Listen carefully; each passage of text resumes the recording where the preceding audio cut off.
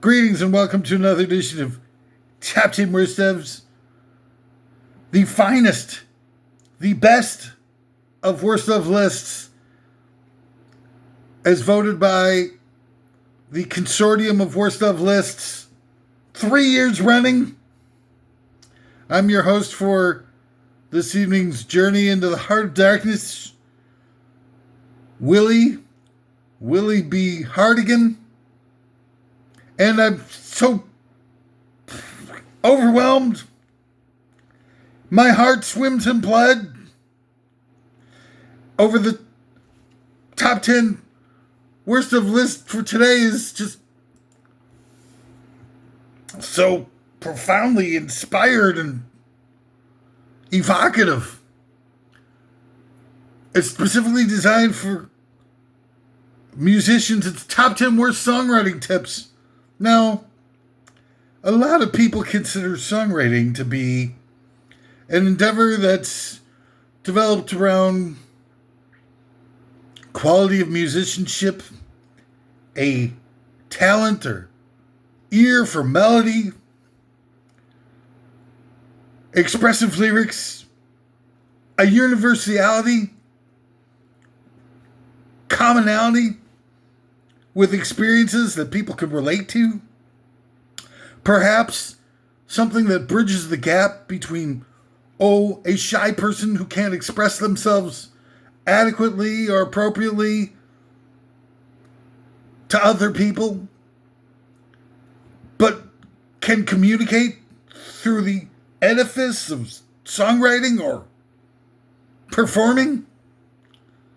Songwriting is one of the last few remaining art forms that people still delude themselves into thinking has some sort of relevance or quality or attachment to the human experience. However, those who are kind of in the know realize that the songwriting that dominates today's mediascape is designed, implemented, performed by computers that are amalgamating various different elements employed by previous songwriters into some sort of digitized goo, a primordial, musically characterized batch of primordial goo that the computers will sift through and spit out some rancid pastiche of musical-ish sounding stuff, like the Bruno Mars, Mark Ronson song Uptown Funk, which I think at last count has been sued by like 30 or 40 different people for having stolen bits and pieces of it. This is one of the first early examples of what modern day songwriting has become. A computer program that steals little dribs and drabs off of what people have made successful, human songwriters have made successful over the years, and just says, I'll take this piece, I'll stir it all up and spit it out in a different order, and, pray God that nobody recognizes their work, and we inadvertently used too much of that piece in order to be able to avoid getting our pantsuit off. Now, that eventuality is being sort of eliminated. Getting the pantsuit off for stealing people's riffs is rapidly being eliminated completely because major songwriters and or the estates of major songwriters are rapidly selling out their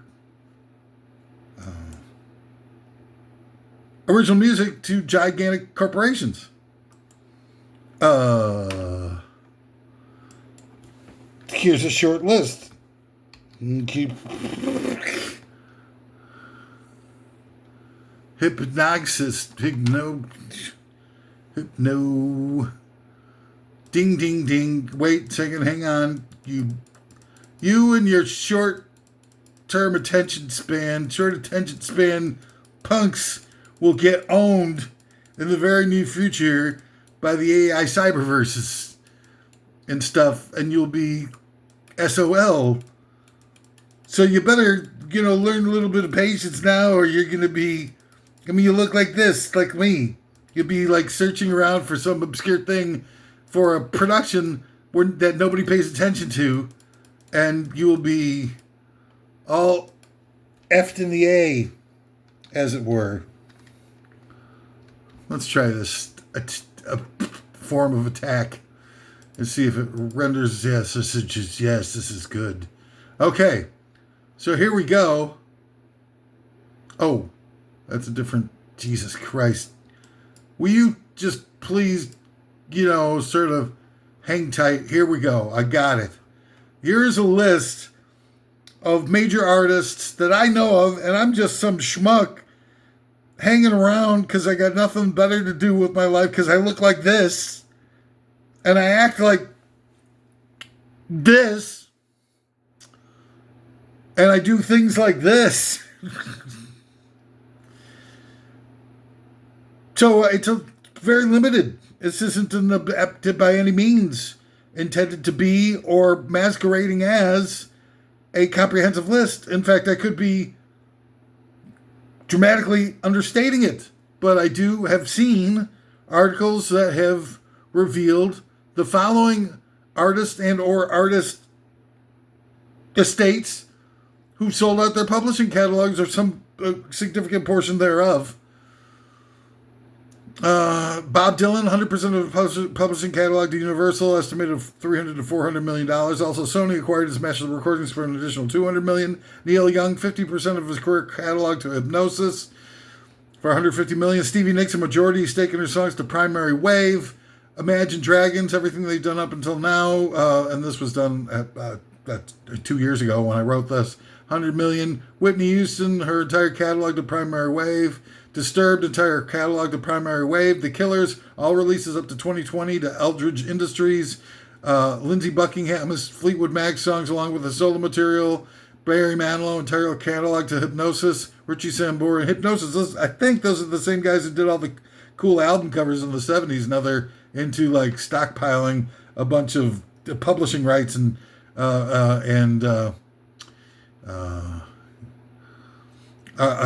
artist souls, I guess, for lack of a less uncouth way of putting it. Richie Sambora, everything he did with Bon Jovi to Hypnosis. Dave Stewart, everything he's done with the Eurythmics and beyond to Hypnosis.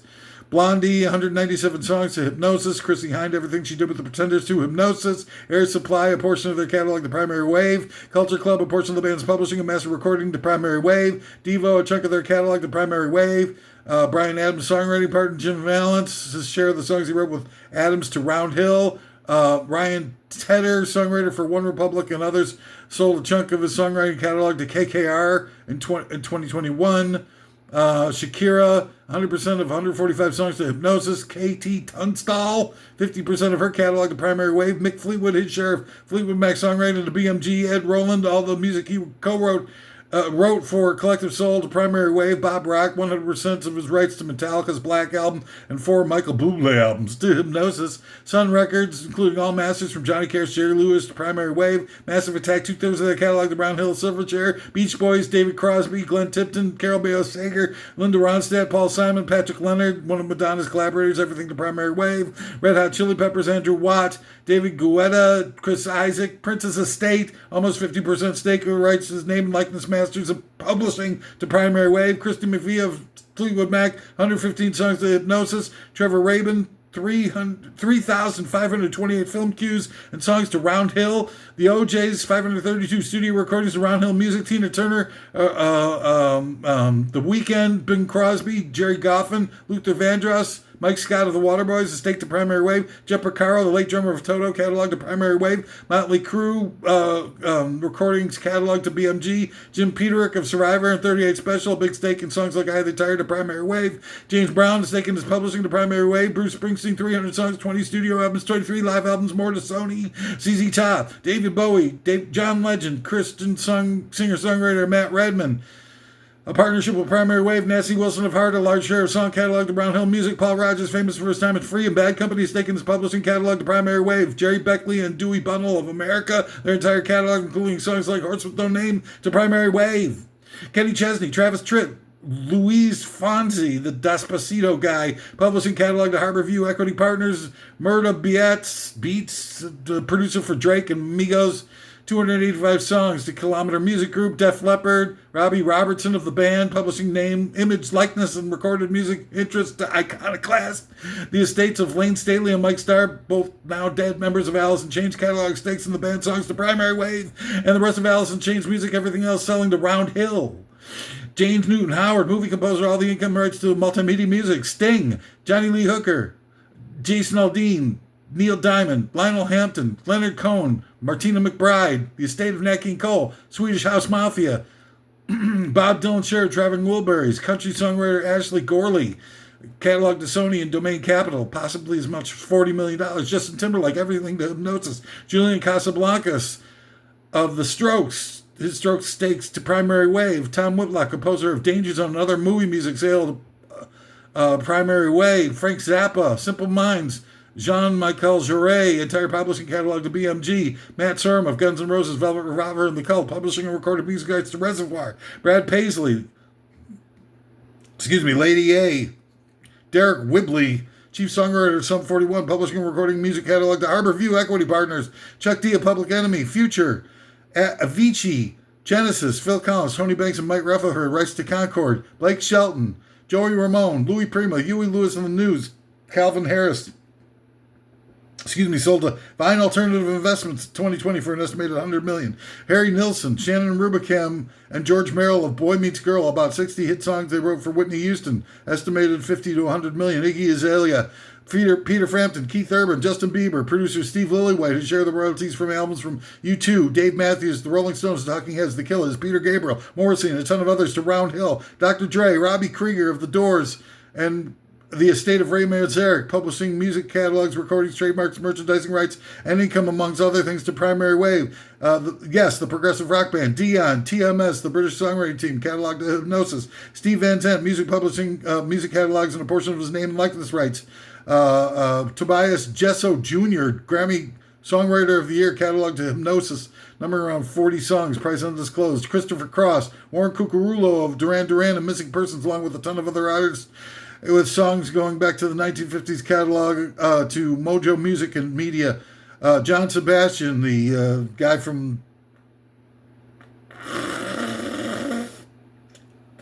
Loving Spoonful. Emmy-winning composer Sean Callery, catalog and income streams from tons of TV and movie work, price undisclosed. Midge Ultravox frontman and co-writer of Do They Know It's Christmas, entire catalog to Music Bird. Corey Hart, Erica Ender, co-writer of Despacito, among others, to Hypnosis, catalog to Hypnosis. Sarah McLaughlin, Emmy-winning composer Trevor Morris, catalog and income streams of multimedia music. Composer David Foster, writer's share of catalog to Hypnosis. Judas Priest, everything related to their first two albums to Reach Music Publishing. Charlotte Caffey, lead singer and primary songwriter of the Go-Go's, masters and publishing to Seeker Music. Songwriter Jamie Hartman has written songs for Backstreet Boys, Louis Capaldi, Calvin Harris, and many others. Music publishing rights to Cutting Edge Music Media. Timbaland, Grammy Award-winning songwriter Shane McAnally, catalog to CTM Outlander. The Hollies, back catalog to BMG. Paul Simon, a substantial portion of his catalog to BMG, price undisclosed. The estate of Joe Cocker, some kind of arrangement with iconic artists. George Brown of Kool and the Gang, catalog deal with Primary Wave. Logic, catalog to Influence Media. Grammy Award-winning songwriter Fraser T. Smith, whose material has been recorded by Adele, Britney Spears, Celine Dion, Drake, Florence and the Machine, Gorillaz, and Sam Smith, catalog to CTM Outlander. Share, a range of music assets sold to Irving Azoff's iconic artist group. Veteran movie and TV composer J. Peter Robertson, catalog to Multimedia. The late Dan Folberg, catalog deal with iconic artists. Giorgio Moroder, producer and electronic music pioneer, producer royalties and more to Iconoclast. Tom Higginson, frontman for the Plain White T's, portion of his publishing catalog including here, their Delilah to Concord, Dennis DeYoung of Styx, publishing for the majority of his compositions, a primary wave. Katy Perry, a bundle of music rights to Litmus Music. Jet, a landmark catalog deal to BMG. The estate of Isaac Hayes, publishing more to primary wave. Australian, Dope London, recordings catalog to BMG. Graham Nash, catalog to Irving Azoff's iconic artist group, which already owns the material of David Crosby and Stephen Stills. Enrique Iglesias, recording music catalog to Influence Media Partners. Chantal Kreviazuk, catalog of songs here and tracks wrote for Gwen Stefani, Drake, Kelly Clarkson, and others to Anthem Entertainment. The estate of Scott Weiland and all the shares of Stone Temple Pilot songs, Velvet Revolver songs, and the solo material of Primary Wave. The estate of Michael Jackson, estate in his recording MIDI catalog to Sony. Rod Stewart, catalog to iconic artists. Cyndi Lauper, publishing and master recordings to Revenue Pop House, company behind ABBA, Voyage. Brian Ferry, 50% of sound recordings, publishing, and name like an image and likeness to rights to iconic artists group. Tony Bennett, assets, some catalog rights to Iconoclast. Kiss, catalog, name, IP, everything, in other words, to Pop House. Neil Sedaka, stake in his catalog to Primary Wave. Neil Finn of Split End / Crowded House, catalog to Primary Wave. In a multi-million-dollar deal, 157 Kevin Parker, Tame Impala catalog to Sony Music Publishing. Rush did an undisclosed deal rumored to be worth $35 million with Olay, who became Anthem. That happened in 2014. Queen, $1.25 billion recorded music, name, and likeness. Pink Floyd, $400 million recorded music, name, likeness. Metro Boomin sold a portion of his catalog publishing rights for an impressive $70 million to Shamrock Capital. Bob Marley's estate back in 2018 sold 80% of the late Icon's back catalog to Primary Wave for $50 million. Britney Spears sold catalog to Primary Wave. Biggie Smalls' estate sold catalog to Primary Wave. Other artists who sold as little as a single song to big chunks of the catalog include Beyonce, Olivia Newton-John, producer-songwriter Nikki Chin, Leo Sayer, Randy Newman.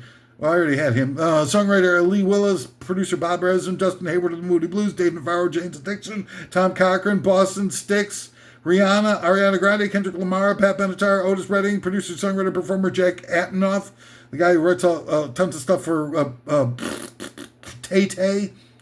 Producer Jimmy Owine, Journey, Steve Winwood, Tom DeLonge, Chainsmokers, producer Brendan O'Brien, Bernard Edwards from Chic, B-52s, Kaiser Chiefs, Mark Ronson, Nikki Sixx, Ricky James, Skrillex, and Korn. Up yours, you pretenders. I did my frickin' homework. Where have you been for the last 20 stupid years? Doing nothing. Top 10 worst songwriting tips is today's subject. And I want to make sure that you know that we're talking about modern day songwriting tips, which means mastery of the mechanics of creating artificial music using computers and sellouts and boring, untalented, disingenuous, musical garbage pickers who are dealing with surface-minded, phoning in emotional, trading in emotional feelings for a fashion show, trying to, sort of titillate people with surface-minded garbage and not pay attention to the real in-depth needs of the human spirit, which music is one of the greatest transcendental things in all of creation, to try and create, elements within our life that are laudable and replenish the spirit and making people feel like they're part of, a greater, more sensitive universe than they're able to create on their own. People are imbued with a certain amount of emotive feelings that they can express in the musical form. But there's all been compromised by corporations who, between Live Nation managing everybody and managing all the 75% of some of the major market venues throughout the country, and Clear Channel / iHeart Radio, controlling about 70-something% of the major market radio stations. Between those two companies, which used to be the same, which are both controlled by interlocking directorates featuring members of the Mays family, who are, Mays would be an anagram for Satan, but, they just didn't have time to figure all that out. They were so busy trying to destroy the human spirit. These are the guys who invented Rush Limbaugh, who are controlling 70% of the music that we hear, and probably tons and tons, an equal representation of the amount of management that they do for people, so they get this cycle. If you don't make music that conforms to the indoctrinational needs of what we're trying to do to music, to human beings, then you don't get any spins. And if you don't get any spins, you don't get any, the ability to be able to sell tickets. And so you won't get booked by Live Nation's quasi-sister company, or iHeartRadio sister company, Live Nation. Live Nation controls all the venues. iHeartRadio promotes all the artists. And between the two of them, they monopolize the entire musical aspect of our culture. And again, these people are the people who invented Rush Limbaugh, so they're despicable. It doesn't get any worse than what these monsters are. That's what I'm talking about in terms of songwriting tips, so that you can be successful with them. Because face it, it's now all about social Darwinism. They won't allow genuine people to be successful in music. They won't allow people who thrive on self-expression, who are talented, who've spent tons and tons of time refining and working on the depth of character of their music and the expressiveness and the virtuosity of it, both on the songwriting level as well as the musicianship level, are totally meaningless in the process. It's, mastering the software, getting the software to spit out something that's completely banal and surface-minded and doesn't distract people from work when it's playing in the background. So you'd be like, okay, you get a beat that gets you moving a little bit, but gives you a little bit of energy to be able to work harder, but it doesn't distract you by going like, singing like, wow, that's really incredible. What did you just say? That's really incredible. I gotta, they don't want you distracted. They just want you just a little bit of music to keep you from passing out. And that's part of the plan too. It's not just, that they're trying to homogenize culture and turn us into a bunch of brainless, mindless, obedient drones. It's also the fact that they're using music to keep us, kind of pumping along just a little bit, just like and nothing special, but just like, oh, music. Yes, I hear music. I'm going, oh my God, look at they playing the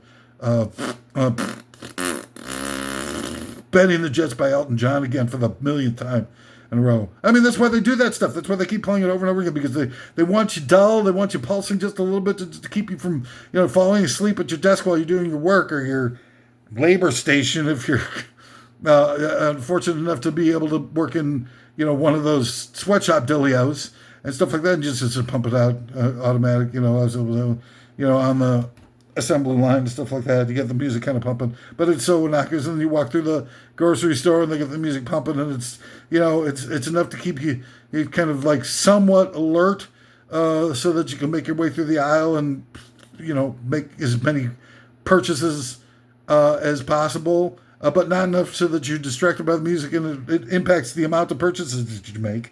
It's just like sort of just, and it's almost like a drone. It's like Brian Eno's ambient music, but it's rock and roll that's become so homogenized and so bleached and whitewashed that it has no guts and there's no emotive level whatsoever. It's all mechanical, and we just keep going from place to place in this mechanical thing. It's almost like bumper cars used to be, where the bumper cars used to be powered by this tube, this electronic tube that would come out of the top of the bumper cars and go up to an electronic ceiling, and it would connect to the electronic ceiling, which would get its power to power the bumper cars. We're connected, in terms of our ears, to the electronic ceiling, which is this mechanical, homogenized, soulless music that keeps us kind of moving forward, plodding forward. Okay, yeah, whatever. And that's the entirety of what music has become. That's what we're talking about here on today's edition of Top 10 Worst Devs. But before we get to it, I haven't even completed my intro yet. I'm 20 minutes in. I haven't even told you, that I want to apologize for the fact that I'm going to come off like seeming like a know-it-all. All that big giant list of people that I read, sold out their publishing and everything like that. I did the best I could with it, but it's not the be-all, end-all, indefatigable, defensible, absolute truth. I might have made some mistakes. Some of the people on the list might, not as good, but it's 160-something people who have sold the music, of pretty big people on there too. And that's just a partial list. I guarantee you that there's more that are out there that are selling their publishing rights like crazy, trying to get out of the business, trying to cash in and walk away from it, because they know that the future of music is as soulless publishing and these software programs that steal musical riffs from people to be able to make new music. And that's what they got busted on for Uptown Funk. That's what they got busted on for that one. Who's that? Alan Thicke's kid, Robin Thicke. That song that he did that was like almost like totally stolen from Marvin Gaye. The list goes on and on. Sam Smith for stealing from Jeff Lynne and Tom Petty with his song Stay With Me, stealing from I Won't Back Down.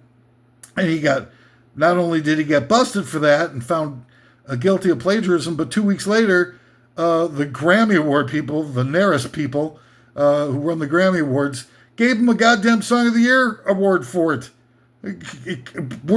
And one has to wonder, were they awarding him for the song, even though they knew 2 weeks before he had been, officially found guilty for plagiarizing? Or were they rewarding him for the plagiarizing, rewarding him for the stealing? And don't think that people aren't being rewarded for stealing in today's modern day society. You think, oh, that couldn't possibly be. They couldn't be rewarding people for stealing. No possible way.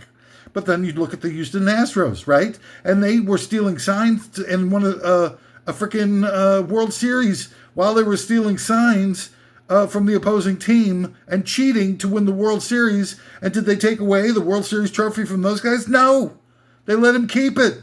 They are rewarding people for stealing. And Deflategate and whatever. They were doing cameras. The Patriots are doing, like, I think cameras and stealing, like, things with cameras and stuff. There were two different ones. There was Deflategate and something else. And those guys went to the Super Bowl. I'm not sure if they won the Super Bowl that year, but they went to the Super Bowl with Deflategate. And those people aren't being forced to suffer for stealing or for cheating. So de facto, if you're not being punished, I mean, think about it. Chicago White Sox, when they threw the World Series, were certain 8 members supposedly of the Chicago White Sox were busted for fixing the World Series, throwing the World Series, losing the World Series intentionally for money. Back in 1919, the Black Sox scandal. 8 of them were singled out as being guilty for that, and they were banned from baseball for life. And one of them was Shoeless Joe Jackson, was one of the best players to ever play the game. And he was a guaranteed Hall of Famer, and he's banned for life. Banned for life. I mean, say what you want about those times and all the vicious, sadistic, inhuman practices that so many of the people who were living back then had. They also had, apparently, gave a rat's ass about people cheating, which we do not have now. Because you get the entire Houston Astros team should have been banned from baseball for life. The end of the Houston Astros. And the owner gets banned forever holding a team and everything like that. It's astounding. The society doesn't give a rat's. All bets are off. Nobody cares about integrity. Nobody cares about the people who are in charge who can actually mete out punishment for horrible things like that. Don't give a rat's ass. They're encouraging people to cheat. They're rewarding people for cheating. And here we are, all the rest of us are looking at this stuff going like, well, why can't we, get on this action? So it all trickles down. So one trickle-down theory that works, when you see corruption from the people on the top, you think that, if it's good for the goose, it's good for the gander. Or another goose, at least. So everybody else cheats and they, maybe they get away with it, maybe they don't, but they compromise their soul, they compromise who they are, and it just becomes a relentless churning of hatred and lying and dehumanization that happens to all of us within our society. And where's it end? Where's somebody going to draw the line to, like, I actually believe in the integrity of things. I actually believe in, fighting fair, or, getting rewarded only for when you tried hard and focused and made self-sacrifices and things like that. We need to make a better impression on the people. We got a bunch of youth walking around, doing all these street takers and everything like that. When we're like, why are all these kids just wandering around doing all these violent things and stuff? It's because we got a world where nobody has any respect for anything or anybody. If you set some examples in the world, make something, interesting, enthusiastic, and inspirational in this world, whether it be people or things or a combination of both, or education, giving something people aspire to, good jobs, fun jobs, interesting things in life that aren't all sellouts. Every single goddamn place that you turn is another sellout doing the best they can to sell out everything they possibly can to create another piece of disposable crap. Music is a fashion show. It has nothing to do with the entertainment of the spirit and enlightening the load of people living through this, oftentimes very horrible and scary lives. All of us have an unhappy ending waiting for us at the end of this, struggle and strife of trying to get through life and trying to, do well by the people that you care about in this world. And at the end of it, you die? What kind of reward is that? And so people are just kind of like feeling dispensable and disposable and don't, feel like trying or being a good person has any reward or place even in a world like this. Jesus Christ. So I also want to make sure that I'm not a partisan hack. I'm out here to make wins and friends and influence enemies. I don't care about your goddamn little squabbles that you have with people from an artificially created right and left wing. The only true separations, organic separations between people in this world is between the haves and the have-nots. Because the haves have become dehumanized monsters. And there's just something about it when you get so rich and you don't have to worry about where your next, payment is going to come from for your dentist bill, and you can afford to pay for all your prescriptions, or you can afford to buy decent food and not have to worry about rent or how much, you can turn up your thermostat in the middle of winter. It's goddamn, it's sort of the opposite of liberating. You become, and that's why so many people, rich people are being promoted in the cultural mechanisms and everything like that, and allowed in through the gatekeepers because they know they won't color outside the lines in an interview. They'll know that they won't, sort of speak out of turn or say something that goes against the company line when they're already on their side. They're already on the side of the billionaires because they were raised by millionaires and ultra-rich people and stuff like that. So they know that these people are incapable of coloring outside the lines because they're incapable of really feeling things because they've had everything given to them that they ever wanted in their lives. And they're, deep in their hearts, they're actually greed-addled monsters and flesh peddlers for a monstrous, pathetic, dehumanized dream of turning everybody into a bunch of, drones and dehumanized drones. All right, so we've got some sponsors for today's show. I got to take a little bit of break from the ranting and raving just for a minute while we get to that, because there's some important things, being decided without our participation that we need to get to. Recently discovered outtakes from the seminal John and Yoko recording sessions that became the legendary Two Virgins album have been discovered and are available on new capitalized record label. It's 40-year-old Two Versions. That's terrible. I picked up the latest release from my favorite music act, Darth Maul and his Les Paul, today, called Lightsaber Your Neighbor. I guess I know who I'm going to be listening down to the next weekend. Who's got peyote buttons? Anybody? Peyote buttons, peyote. And the new movie from it's Josh Brolin. It's Prelude to a Scissors Position. And also coming to your local indoctrination center near you, it's the latest Bond spy action flick, Casino Royale with Cheese, a reboot of the reboot that started it all. In this one, James Bond goes up against Spectre to prevent them from launching a deadly Happy Meal that contains a list of identities of each of the secret agents currently living in Arkansas. It's more exciting than a Shamrock Shake served on Valentine's Day by mistake. Oh my God, it's Casino Royale with Cheese. And finally, breakfast being the most important meal of the day, rock and roll being the most important thing anyone could do, means that rock and roll breakfast is the most important thing in history. That's why scab infested cereal products invented Chuck Berries, a part of your balanced breakfast that makes life worth living.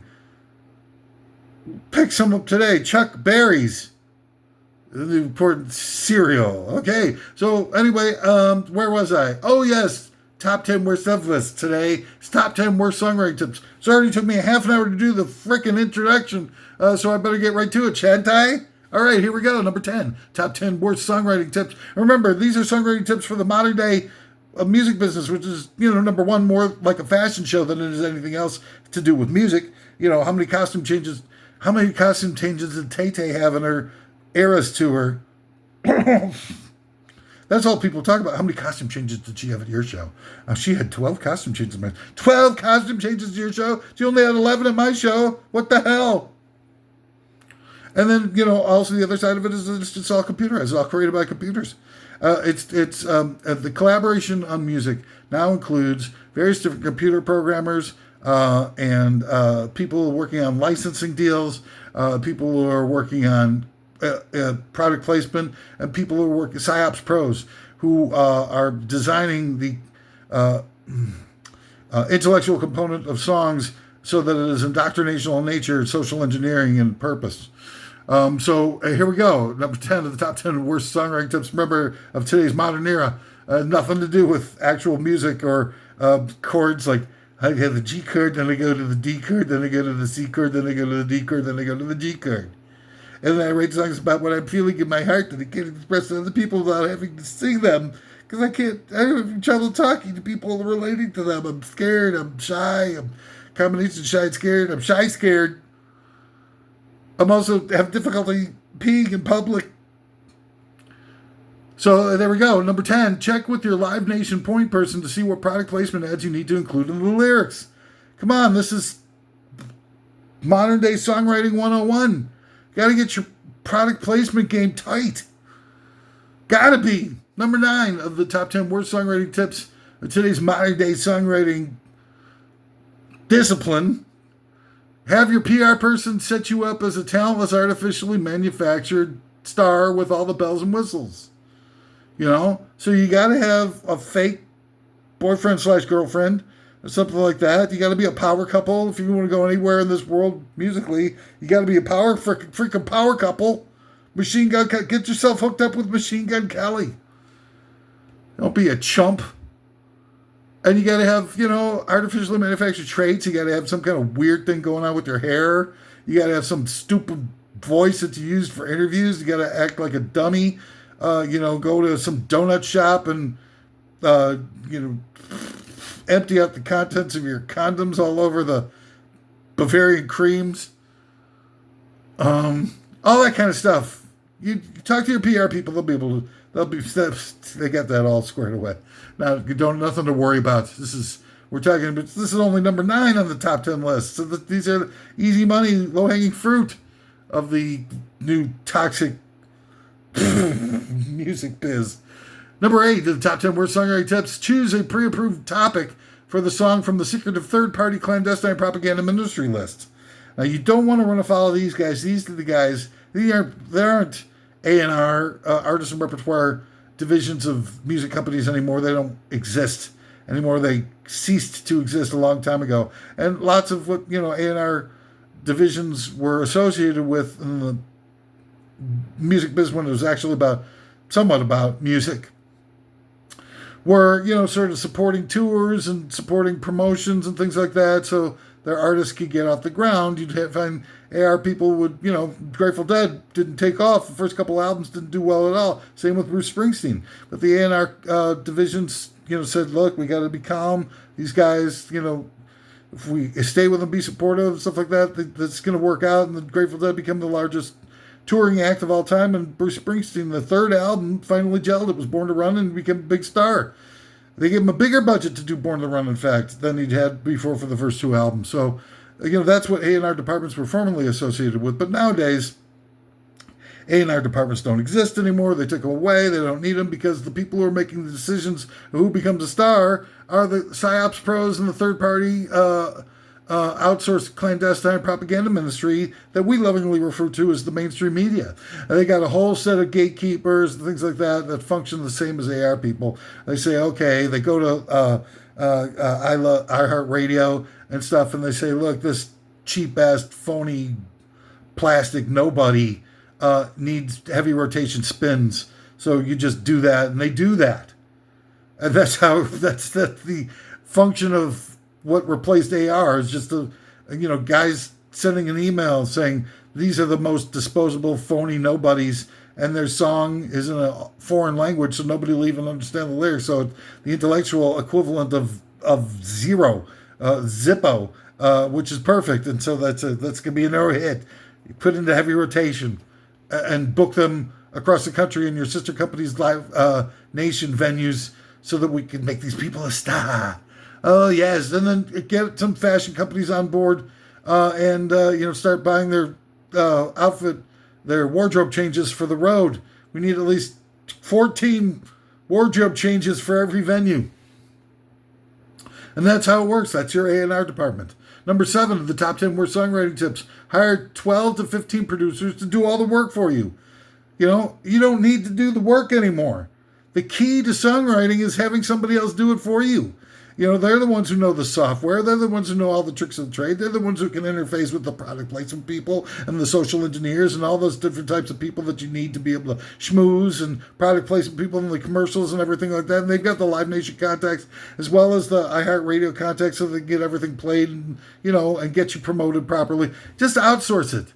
You don't have to do anything. As a songwriter, you just sort of sit there and look good. Try to, make sure to kind of keep your weight kind of normalized, so that once you get, outfitted for all the various different wardrobe changes, that you don't have to have too many tailors on the road to be able to let out and take in the costumes as needed. That's really what you need to focus on. And you're going to have, lip syncing, tracks, that are buried underneath, the performance, pre-recordings that you do. So you not even really need to rehearse or practice or anything like that, other than the dance moves and the pose downs, everything like that. And the inter-song patter probably be put on a teleprompter for you, so you don't even have to worry about what you're going to say in between the songs. So it's, basically just sort of, shut up, do what you're told, and, enjoy the ride. Number 6 of the top 10 worst songwriting tips. See if you can get Miley Cyrus and the One Living Guy from Milli Vanilli to pretend it's their song and release it under their name and call the act Miley Vanilli. Now, I actually did this joke on a previous edition of Top 10 Worst Ofs, and I called it Miley Vanilla, which I think is just as appropriate. But, you really got to establish the Milli Vanilli, which is the most important music act in the history of music at this point. Those guys faking that they were doing the songs that weren't even had anything to do with the songs has really become the de rigueur of the music industry as a whole. They don't have, people who are performing as Nicki Minaj, and I use this example all the time because I don't have facility off the top of my head with it, but Pink Friday 2 had 42, I think it was, different producers listed with credits on the album. This is an album that's totally disposable and forgettable. That took 42 people to be able to produce this album, and they've got songs now that have featured up to as many as a dozen songwriters are listed on the credits. What the hell is going on? Does it take, is that really that you have to write a song by committee of 12 different people? It takes to write a hit song that's disposable and forgettable within a year. You don't even know what the hell it was or who did it or anything like that. It's just completely lost to history because it's that disposable. It's, it's more disposable than the wrapper on your breakfast Twinkie. Number 5 for the top 10 worst songwriting tips for modern day songwriting, that is, where it's not really songwriting, it's just participating in a fashion show. Number 5, hire a video producer who knows a lot of cheesecake, barely legal hotties that they can bring in and give your video real production value. Hey, mateys, let's get this production. Let's get this videotape. What the hell kind of accent? What happened to my private accent? Hey, mateys, yeah, get the video production value. Yeah, I have to come back to that accent. Sorry. Myself a ding. There we go. Number 4, the top 10 worst songwriting tips for today's modern day songwriting. Recite the lyrics to a group of 5-year-olds. If any of them know what the lyrics actually mean, bring in a professional to dumb the lyrics down a few grade levels. Remember, ABD. That's your secret to lyric writing. That's always be dumbing down. Number 3 of the top 10 worst songwriting tips. Do a market research study on a version of the song where the lyrics are completely replaced with grunts and guttural utterances and see if it tests better than the song with actual lyrics. Do like a Tim Allen. How Tim Allen used to, really lean into the ignorance of his own personality, the right-wing coke-dealing scumbag. And he'd do it like a stand-up piece like how men how they react to things. It's all and stuff like that. That was his big closing bit on his stand-up routine. But anyway, do that with a song and see if it gets a better, sort of result. And you could be like the next Psy from Gangnam Style, where nobody has any idea what the hell you're talking about, or any of the lyrics. None of the lyrics make sense. Half of them are in a foreign language. So, I mean, that's the perfect intellectual component to today's modern day songwriting. It has no meaning whatsoever. It's just a completely disposable bunch of sounds. Number 2, the top 10 worst songwriting tips for today's modern day songwriter. Find a virgin, paint them in oxblood, and sacrifice them to Kali to ensure a bountiful sales total. Yes, all right, we've been rolling through it after a half an hour intro. I thought we were going to be here for 4 hours. The number 1 tip, list of songwriting tips, Tip O'Neill, Tippy Hedren, buy the software. Yeah. Do not sweat it. Effort is the new uncool. Making any effort, caring about things, not selling out. All these things are so uncool now. If you want to be a good singer, if you want to be a good citizen, if you want to be seen as a productive member of society, sell out. Buy the software. Give up. Quit trying so hard. You'll fit right in. Your life will never turn out like this. Okay? It's the best I can tell you. That's the best tip you've ever probably heard from anybody. All for free. All part of the package. Speaking of package, tune in next time for another edition of Top 10 Worst of. Oh, man, what a subject matters we've got for next one. Top 10 worst times to suck the nut meat out of a peanut shell. Right on. Well, thanks for tuning in to the Top 10 Worst Ofs. Tune in again next time, tomorrow, I guess. We do these every day. I don't know what the hell, why. Nobody gives a rat's ass. And again, like I said, trying hard is a sign of weakness. And a bad personality defect. But anyway, we've got a big charity event that I want to tell you about before I go. I've got this